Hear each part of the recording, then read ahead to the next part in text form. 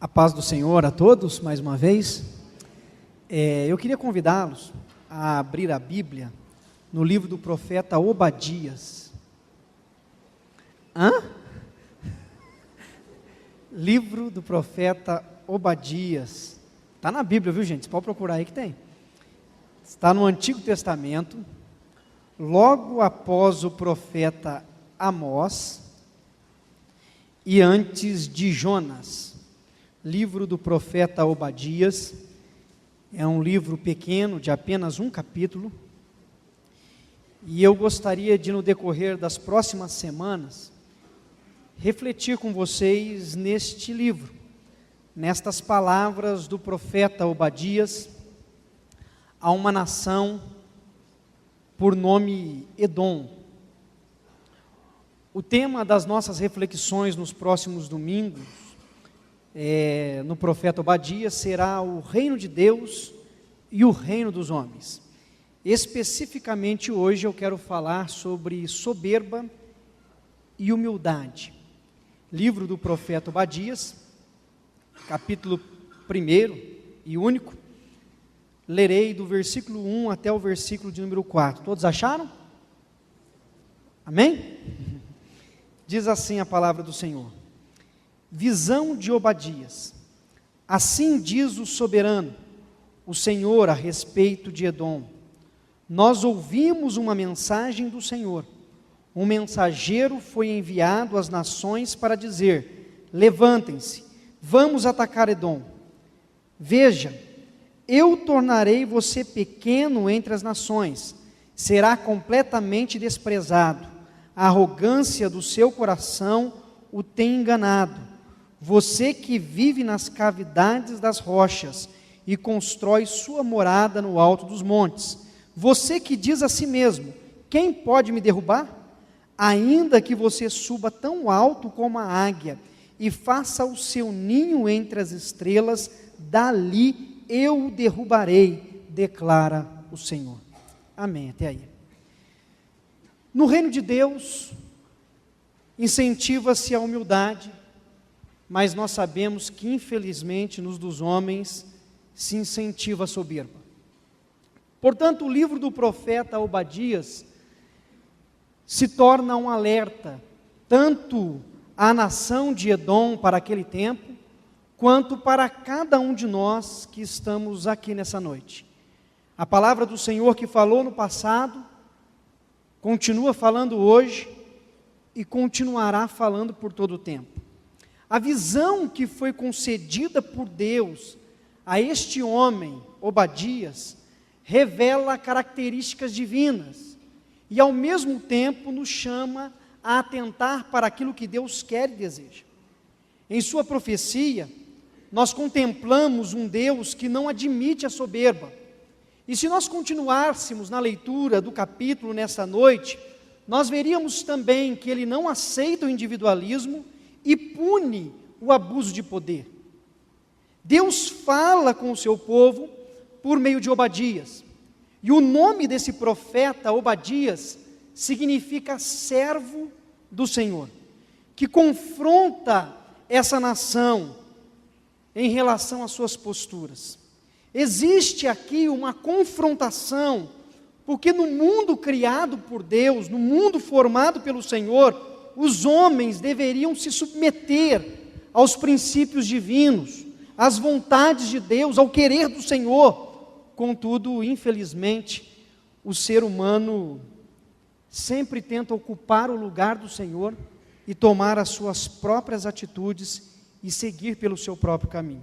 Foi assim com os edomitas, foi assim com os ninivitas, foi assim com os próprios israelitas e, infelizmente, muitas vezes continua sendo assim, até mesmo nos cristãos. Ao invés de seguirmos e ouvirmos a voz de Deus, queremos seguir o desejo e o anseio do nosso próprio coração. Edom, a nação que recebe essa mensagem de alerta, que recebe essa profecia, que tem a sua atenção chamada, era uma região muito beneficiada pelo local em que estava. Edom ficava no alto de uma montanha, e para chegar até ela precisava se passar por um corredor muito estreito, de apenas 4 quilômetros de extensão. E para que os inimigos conseguissem chegar até Edom, para saquear, roubar, matar, era muito difícil. Portanto, essa cidade, num lugar privilegiado, sabendo que raramente o inimigo conseguiria atingir as suas fortalezas, ela se orgulha, ela se vangloria, ela se ensoberbece de tudo isso e usa toda a sua influência para atacar os israelitas, ou pelo menos fazer força juntamente com os babilônicos, para que a cidade de Israel e toda a sua nação pudesse ser atacada. A capital de Edom, a antiga Selá, era uma cidade que ficava no Planalto, que tinha de fato essa proteção toda, e com isso eles se vangloriavam em todo o tempo. Mas pare um minutinho aí, não se apresse em julgar os edomitas, não se apresse em fazer um julgamento de valor desse povo, porque a mesma confrontação que Deus faz a essa nação, vem também a nós que aqui nessa noite estamos.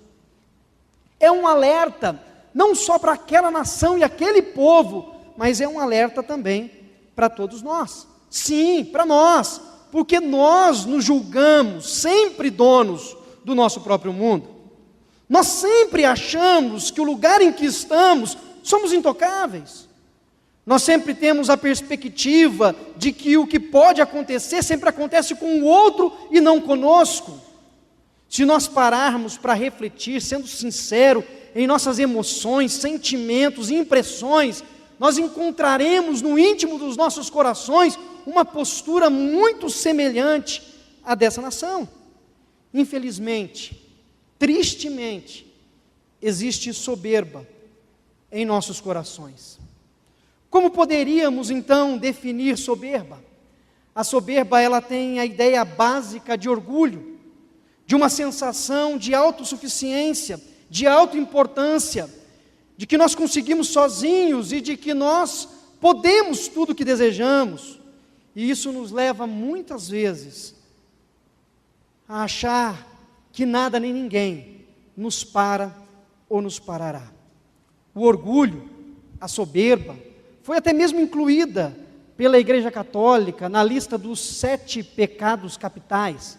Entenda capitais como os pecados de cabeça, aqueles que dão vida a outras expressões e formas de pecado. Um papa chamado Gregório Magno, no século VI, incluiu e formou isso que nós conhecemos, e muitos já ouviram falar, dos pecados capitais. Entretanto, com o passar dos anos, Tomás de Aquino, quando fez a sua Suma Teológica, ele substituiu o tema orgulho, soberba, por vaidade, porque ele entendeu que o orgulho, ele está ainda acima desses pecados capitais, que além da gula, da lascívia, de todos os pecados, o orgulho é aonde nasce em nós, no ser humano, o desejo de fazer o que é errado. Nós sabemos, você com certeza sabe, que o orgulho tomou conta de Lúcifer, um anjo de luz, criado para adorar ao Senhor, tornou-se orgulhoso, não aceitando nada menos do que o seu próprio trono.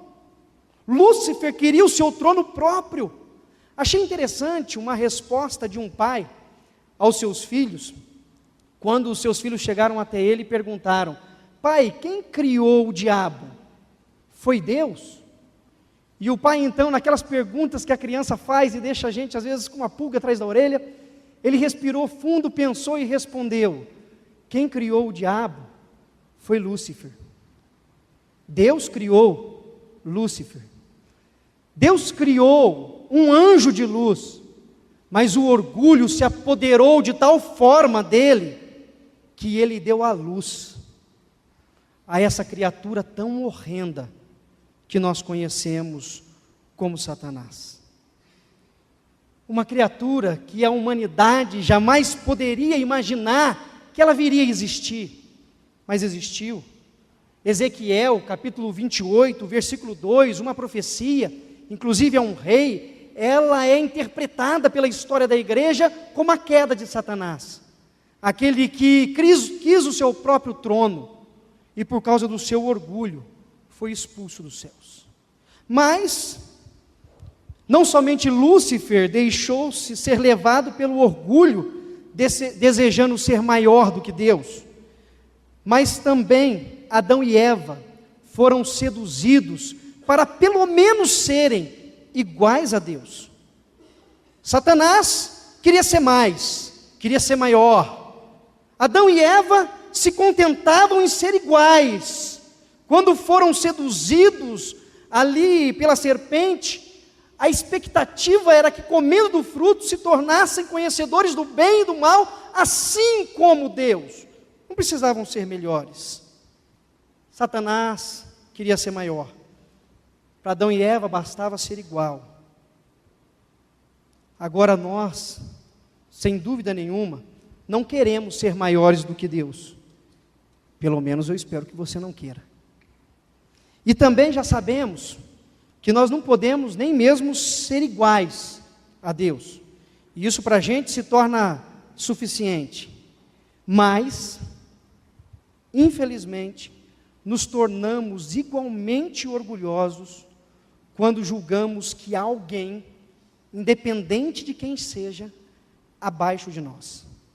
Você não precisa se achar o melhor para ser orgulhoso. Basta você pensar que haja alguém pior do que você, e você já está na lista dos orgulhosos. É simples. Quando você pega o seu boletim de escola, no final do semestre, e você olha para as notas, e você pensa o seguinte: eu não sou o melhor da sala, minhas notas são médias, mas também não sou tão burro assim, ou seja, minhas notas não estão tão ruins quanto os que estão abaixo da média. Quando nós pensamos assim, nós já estamos sendo orgulhosos. Porque ser orgulhoso não importa se você chegou em segundo, terceiro, quarto, quinto, sexto. Importa você olhar para trás e achar que tem alguém atrás de você. Você pode ser o penúltimo, mas se você se julga acima de quem quer que seja, o orgulho já tomou conta do seu coração. E não existe ninguém meio orgulhoso. Ou nós somos orgulhosos, ou nós não somos.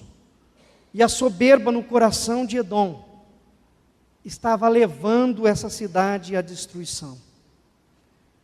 Assim como por um só homem entrou o pecado no mundo, por causa do orgulho de Adão e Eva, a nossa natureza pecaminosa tem, infelizmente, a presença do orgulho.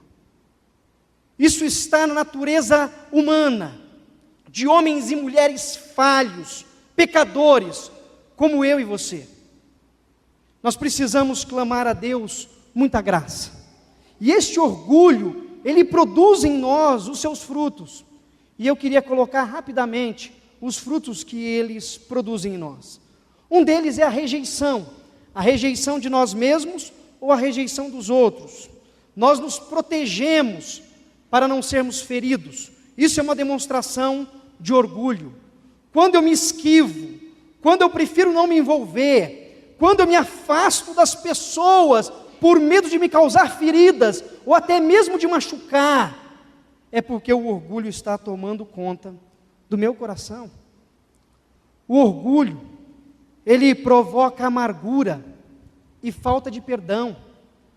Quando deixamos o orgulho tomar conta de nós, nós ficamos amargurados e começamos a demonstrar sentimentos como raiva, animosidade, afastamento, irritabilidade, comportamento defensivo. Tudo que alguém diz, nós já nos defendemos. Atitude acusadora: a culpa não é minha, a culpa é dele. E nós começamos desta forma a demonstrar o nosso orgulho, através da nossa impaciência, da nossa frustração, da atitude julgadora. Há várias formas de, infelizmente, mostrarmos o nosso orgulho. Mas ele não termina por aí. O orgulho se manifesta através de atitudes perfeccionistas. O perfeccionista, por sua vez, é aquele que estabelece padrões a si mesmo, além das exigências normais, e fica totalmente triste e é crítico em relação àqueles que não atendem o seu padrão. Criamos uma meta, e se nós não alcançamos aquilo, ficamos mal e exigimos que os outros alcancem. Isso também é demonstração de orgulho. O orgulho, ele continua com a rebeldia, com a revolta, com a insatisfação a tal ponto que nos tornamos sempre críticos a todos que estão à nossa volta. Podem ser nossos pais, podem ser nossos líderes, podem ser nossos professores, não importa. O que importa é nós demonstrarmos a nossa insatisfação. O orgulho gera em muitos de nós espírito competitivo. Queremos competir, e essa competição é insaciável, porque sempre queremos fazer algo a mais, e travamos assim uma luta constante para tentar ser melhor do que o outro é. Seja no trabalho, seja dentro de casa, seja na escola, seja onde for. Nós estamos sempre numa competição, dependendo dos elogios, dependendo das palavras de motivações que vêm dos outros. O orgulho gera desconfiança, descrença, porque para confiar, nós precisamos reconhecer as nossas deficiências, precisamos reconhecer naquilo que somos fracos. E como pode alguém orgulhoso se declarar fraco? O comportamento orgulhoso, ele vai na contramão disso, porque o orgulhoso se torna autossuficiente, e isso infelizmente cria até mesmo bloqueios para o seu caminho na fé. O orgulho brota em nós a incapacidade de reconhecer os nossos erros. Achamos que sempre estamos certos, achamos que a verdade habita em nós, e a verdade não é Jesus Cristo, é a nossa opinião. O que achamos que deve ser feito, essa é a verdade. E com isso nós não assumimos a nossa culpa e nem a nossa responsabilidade. A crítica aos outros, a necessidade de criticar os outros para se sentir superior, para se sentir melhor, para se sentir pelo menos não no último lugar, mas talvez no penúltimo. E por fim a cegueira. O orgulho nos cega. Nós vivemos num mundo irrealista, onde estabelecemos padrões inalcançáveis, e temos dificuldade de procurar ajuda, porque achamos que não precisamos. A realidade, sem dúvida nenhuma, ela é triste, e é dolorosa. O orgulho, ele acaba conosco, e acaba com as pessoas que estão à nossa volta. É triste, é angustiante, mas por outro lado, quando nós olhamos com os olhos da fé, nós encontramos alegria e força para poder prosseguir. Se por meio de Adão, o único homem, entrou o pecado, por meio de um único homem também, Jesus Cristo, nosso Senhor, brilhou a esperança para nós. Brilhou em nós uma expectativa e uma esperança de que o orgulho pode ser vencido, pode ser superado, por meio de Jesus Cristo, o único Senhor. Os opostos são visíveis aqui nestes homens. Em Adão, o orgulho. Em Jesus, a humildade. Se nós pensarmos nas figuras, vamos colocar divinas, porque Satanás é o Deus deste século, nele está o orgulho. Em Jesus está o verdadeiro Deus encarnado, que se revela com humildade. Se nós vemos em Lúcifer a personificação do orgulho, nós contemplamos em Jesus Cristo a encarnação da humildade. De um lado, o orgulho, do outro, a humildade. E o exemplo de humildade vivido por Jesus é o que deve ser seguido por nós. Nós precisamos seguir o exemplo de Jesus em humildade. Precisamos atentar para as palavras e a lição do apóstolo Paulo à igreja dos Filipenses, em que ele diz assim: seja a atitude de vocês a mesma de Cristo Jesus, que embora sendo Deus, não considerou que o ser igual a Deus era algo a que devia pegar-se, mas esvaziou-se a si mesmo, vindo a ser servo, tornando-se semelhante aos homens. e sendo encontrado em forma humana, humilhou-se a si mesmo e foi obediente até a morte, e morte de cruz. Filipenses capítulo 2, versículos 5 ao 8, é o convite do apóstolo Paulo a nós. Humildade não se resume às nossas atitudes e palavras diante de Deus em vida de oração, mas sim na forma em que vivemos diante dos homens. E nós precisamos entender isso. Viver uma vida de humildade não significa tão somente dobrarmos os nossos joelhos perante o Todo-Poderoso e reconhecermos a nossa condição pecaminosa, mas é sairmos do nosso quarto e no dia a dia vivermos como Cristo viveu, mostrando o verdadeiro cristianismo em nossas vidas. Isso é humildade. André Murray, um pastor nascido na África do Sul no ano de 1928 e faleceu no ano de 1917, ele se tornou um grande avivalista do seu tempo na África do Sul e foi caracterizado, marcado pela sua espiritualidade ardente, pela busca dele do Senhor e pelas ações sociais que ele operava. E ele disse no seu livro Humildade, a Beleza da Santidade, o seguinte: a humildade diante de Deus não é nada se não for provada em humildade diante dos homens. Edom recebeu essa profecia porque ela não teve humildade diante do povo de Israel, porque ela não teve humildade diante das nações do seu tempo. Pelo contrário, a sua soberba o dominou. São em nossas relações humanas, é em suas relações humanas, que uma mente e um coração humilde são manifestados. É na nossa convivência e vivência. Se o orgulho é o primeiro dos pecados, a humildade é a primeira das virtudes. E nós precisamos clamar a Deus para que nos faça semelhante ao seu Filho Jesus Cristo. Nós podemos até mesmo refletir no raciocínio do apóstolo Paulo a escrever suas cartas, e eu acho interessante isso, porque ele faz um apelo aos seus leitores para que se tornem humildes na sua convivência com o próximo. Querem ver? Olha só, escutem. Depois eu passo para vocês de alguma forma os versículos, se vocês quiserem. Quando Paulo escreve a sua carta aos Romanos, no capítulo 12, versículo 10, e também no versículo 16, ele diz o seguinte: dediquem-se uns aos outros com amor fraternal. Prefiram dar honra aos outros mais do que a si mesmos. No versículo 16, tenham uma mesma atitude uns para com os outros. Não sejam orgulhosos, mas estejam dispostos a associar-se a pessoas de posição inferior. Não sejam sábios aos seus próprios olhos. Mas Paulo não termina por aí. Quando ele escreve a sua carta aos Coríntios, a primeira carta que ele escreveu, no capítulo 13, ele diz o seguinte nos versículos 4 e 5: o amor é paciente, o amor é bondoso, não inveja, não se vangloria, não se orgulha, não maltrata, não procura os seus próprios interesses, não se ira facilmente, não guarda rancor. Quando ele escreve aos Gálatas, ele orienta e reforça a ideia. Ele diz: irmãos, vocês foram chamados para a liberdade, mas não usem a liberdade para dar ocasião à vontade da carne. Pelo contrário, sirvam uns aos outros mediante o amor.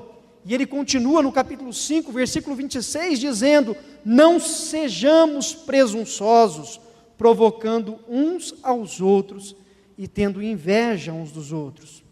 Ainda o mesmo apóstolo, ele escreve aos Efésios, e ele diz no capítulo 4, versículo 2: sejam completamente humildes e dóceis, e sejam pacientes, suportando uns aos outros com amor. Versículo 20 e 21, ainda aos Efésios: dando graças constantemente a Deus Pai por todas as coisas, em nome de nosso Senhor Jesus Cristo, sujeitem-se uns aos outros por temor a Cristo. Mas ainda temos os Filipenses, e ele escreve para os Filipenses, e ele diz: nada façam por partidarismo, por ambição egoísta ou por vaidade, mas humildemente considerem os outros superiores a si mesmos. Por fim, ele exorta quem faltou, que são os colossenses, e ele diz: portanto, como povo escolhido de Deus, santo e amado, revistam-se de profunda compaixão, bondade, humildade, mansidão e paciência, suportem-se uns aos outros e perdoem as queixas que tiverem uns contra os outros, perdoem como o Senhor os perdoou. Colossenses 3, 12 e 13. Só existe humildade de fato em nossas vidas quando reconhecemos que nós nada somos diante do Senhor, quando não nos consideramos melhores do que ninguém, e ao reconhecermos que nada somos, permitimos aí então que Deus, o nosso Senhor, seja tudo em nós. Quando reconhecemos a nossa condição, quando reconhecemos que somos todos iguais aos olhos do Senhor, que não existe ninguém à nossa frente e muito menos atrás, quando reconhecemos que somos todos iguais e que nós todos nada somos diante do nosso Senhor, nós damos espaço para que o orgulho seja arrancado e a humildade de Cristo seja manifesta em nossa vida. Que Deus nos ajude, que nessa noite nós possamos orar juntos a Deus, pedindo para que Ele quebre o nosso orgulho. Um casamento, ele vai à bancarrota se um dos cônjuges for orgulhoso. Basta um orgulhoso para colocar tudo a perder. Quando o marido ou a esposa vive com a ideia de que seu cônjuge e seus filhos estão ali apenas para fazerem a sua vontade e satisfazer o seu ego na relação, seja marido e esposa, seja pais e filhos, mãe e filha, seja como for, a relação se torna insustentável. Quando um de nós agimos de forma orgulhosa no ambiente familiar, isso pode prejudicar a convivência, porque o casamento e o orgulhoso não combinam, porque o trabalho e o orgulhoso também não combinam. Em todos os lugares em que o orgulho toma conta, as relações se deterioram, elas se acabam. Um profissional que se ilude, julgando-se superior aos seus colegas de trabalho, achando que tudo à sua volta é melhor, ele provoca uma ruptura nos seus relacionamentos. E quando ele percebe, ele está sozinho, não tem mais ninguém ao lado dele, porque o orgulho afastou as pessoas. Mas o orgulhoso é tão orgulhoso que ele diz: ninguém se aproxima de mim porque eu sou muito bom. Ele afasta as pessoas, mas ele se julga ainda muito bom. O espírito competitivo o domina e o cega em relação às suas atitudes. A sua capacidade não é o que afasta as pessoas, mas é o seu orgulho. Quando um membro da igreja, um membro do clube, um membro da família, deixa de frequentar a comunidade ou o grupo a que ela pertence, porque se sentiu rejeitado, ou às vezes até mesmo menosprezado, e pretende com essa ação de autoexclusão demonstrar o seu descontentamento, ela está simplesmente revelando o orgulho que está dentro do seu coração. Ela está dizendo, com outras palavras, que ela é tão importante, que a sua necessidade é tão grande para o grupo, que ela foi ferida de uma forma e que ninguém foi atrás dela. Quando nós pensamos que a atitude é uma mágoa, na verdade, é a raiz orgulhosa do nosso coração, que nos faz sentir melhores do que os outros, nos faz sentir que nós devemos ter mais prioridade do que os outros. É o orgulho que nos domina. Mas nós encontramos muitas outras formas de justificar, de argumentar, de nos fazer de vítima. Mas na verdade, o que está lá dentro é um coração orgulhoso que precisa ser quebrantado. Quantos filhos ficam bicudos, revoltados, quando seus pais os criticam, chamam atenção, julgam até mesmo que por terem pais limitados, falhos, não podem ser disciplinados ou corrigidos, encontram nas falhas dos próprios pais, às vezes, o motivo para justificar os seus erros e colocar de fora o seu próprio orgulho. Pessoas que pensam: não importam meus erros, porque todo mundo erra. O telhado de todos é de vidro. Se quebrar o meu, eu quebro o seu. Não só os filhos, mas quantos de nós não aceitamos uma crítica sequer, e quando ela surge, a nossa ação defensiva é procurar o erro do outro, para mostrar que não somos somente nós que erramos. Isto tem um nome, chama-se orgulho. Orgulho, o mesmo orgulho, a mesma soberba, a mesma arrogância, a mesma prepotência que dominou o coração dos edomitas há muitos e muitos anos atrás. A mesma. Deus alertou aos edomitas dizendo: a soberba do teu coração te enganou. Um dos versículos que lemos, o Senhor diz por meio do profeta Obadias: a soberba do teu coração te enganou. Nessa noite, Deus nos alerta: não deixe que a soberba do teu coração te engane. Lembre-se das palavras de Salomão, em Provérbios 3:34, citado também por Tiago, em sua carta, no capítulo 4, versículo 6. Mas Ele nos concede graça maior, por isso diz a Escritura: Deus se opõe aos orgulhosos, mas concede graça aos humildes. Deus se opõe aos orgulhosos, mas concede graça aos humildes. O Espírito de Deus, sem dúvida nenhuma, não encontrará aqui nessa noite homens e mulheres perfeitos. Mas Ele poderá se deparar nessa noite com corações quebrantados pela graça do Senhor Jesus.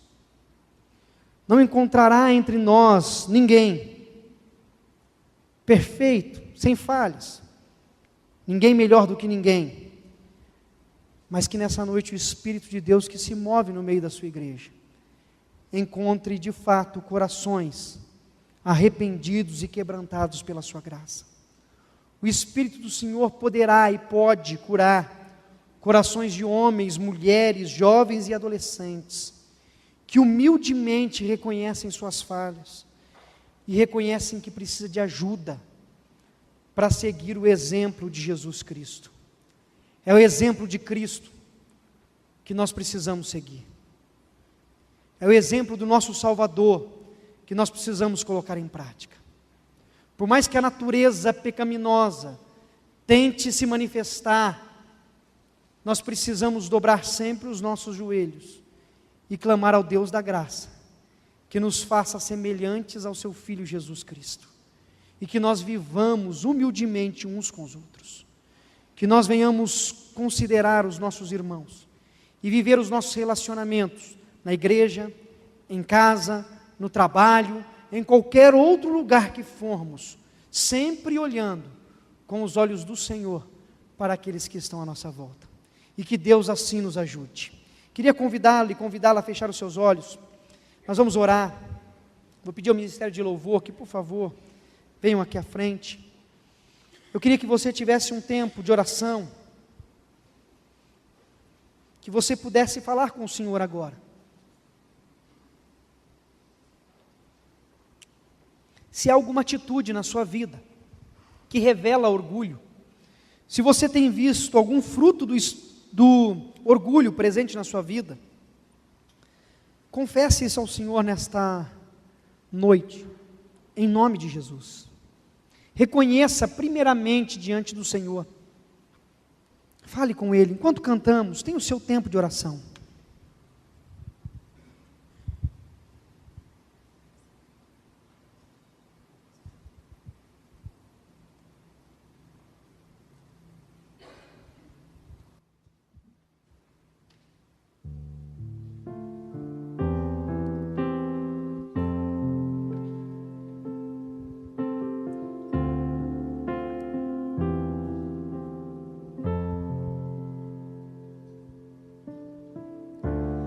Vens quando eu te chamo, toda vez que eu chorar, minhas lágrimas serão colhidas por um Deus fiel.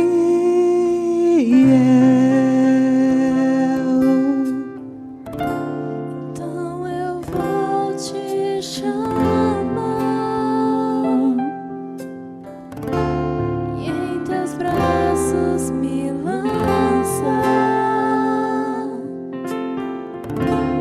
mesmo sem enxergar, confio no meu Deus fiel.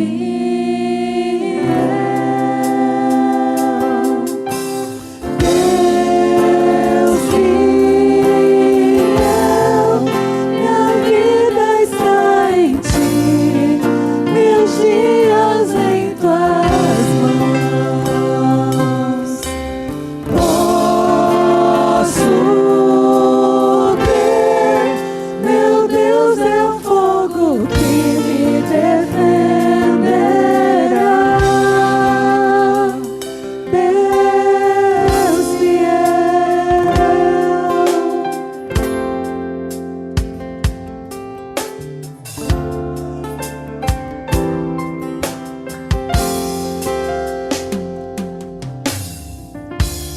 Hoje pode escurar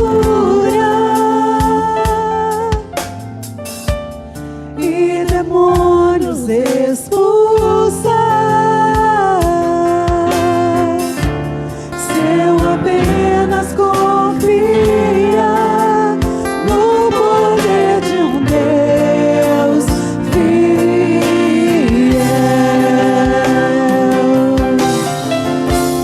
Louvarei até chegar o dia em que o Senhor virá. O inimigo cairá diante do meu Deus fiel. Deus fiel, minha vida está em ti, meus dias em tuas mãos. Posso crer, meu Deus é fogo que me defenderá. Eu sei que tu és meu e eu sou teu, eu sou teu.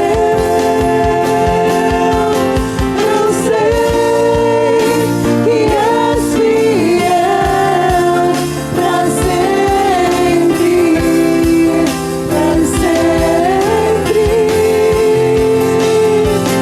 Eu sei que tu és meu e eu sou teu, eu sou teu. Eu sei que és fiel pra sempre, pra sempre. Deus fiel, minha vida está em ti, meus dias em tuas mãos. Posso crer, meu Deus é fogo que me defenderá. Deus fiel. Senhor meu Deus, nós clamamos a Ti nesta noite, pedindo pelo Teu perdão sobre as nossas vidas. Nos perdoe, Pai amado, de toda atitude, palavra ou pensamento de orgulho, de soberba que possa ter brotado dos nossos corações, ó Deus.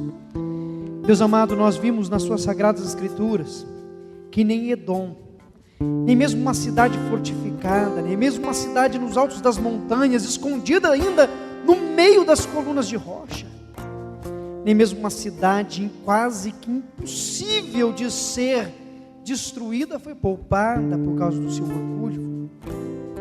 Nós sabemos que o Senhor resiste aos soberbos. Nós sabemos, ó Pai amado, que o Senhor não permite soberba no coração de quem quer que seja. E é por isso que nós aqui, como homens e mulheres, jovens, adolescentes, ó Deus, nós clamamos: quebra o nosso orgulho no nome de Jesus, meu Pai. Dá-nos um coração humilde, dá-nos um coração quebrantado, dá-nos um coração submisso ao Senhor e servo das pessoas que estão à nossa volta, Pai. Que nós sejamos tão humildes quanto no momento em que dobramos os nossos joelhos, quanto nos momentos em que estendemos as nossas mãos para ajudar aqueles que estão à nossa volta. Que não haja uma dicotomia entre aquilo que falamos e aquilo que vivemos. Senhor, tem misericórdia de nós e opera em nossas vidas por meio de Cristo, porque sabemos que dependemos única e exclusivamente do Senhor, ó Pai. Porque se depender só de nós, estamos perdidos, ó Deus. Mas nós confiamos em Ti, descansamos no Senhor e clamamos: venha sobre nós, Senhor, e ajuda-nos, em nome de Jesus Cristo. Amém.